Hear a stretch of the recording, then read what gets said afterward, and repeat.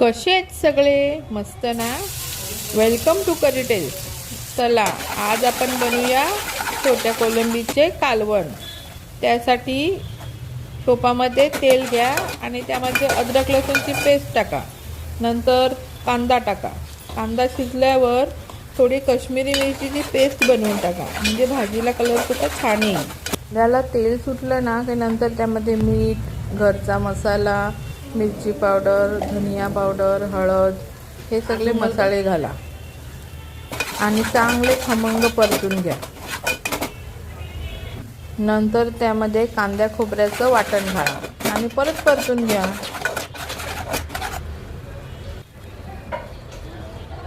वाटण परतून झाल्यावर त्यामध्ये थोडंसं टोमॅटोची पेस्ट घाला, म्हणजेच प्युरी हो. आणि प्युरी परतून झाल्यावर ती शिजली का नंतर मग त्यामध्ये कोलंबी घाला आणि थोडासा बटाटा घाला. बटाटा घालून केली ना कोलंबी तर खूप छान लागते.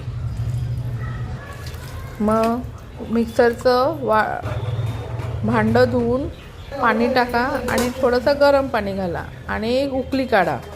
10 मिनिटांनी झाकण काढून बघा, आपला बटाटा शिजला असेल. आता जेवून गेल्याशी का आपल्याला बरं ना? मग जेवून गेले हा कोणी.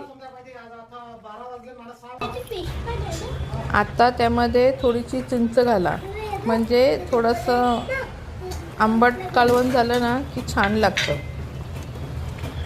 आता एक उकळी काढून घ्या, म्हणजे आपलं कालवण रेडी होईल. खूप छान बनलेलं, आमच्याकडे तर खूप आवडलं. नक्की ट्राय करून बघा. आपलं कोलंबीचं कालवण तयार आहे. चला तर मग या जेवायला. Thanks for watching.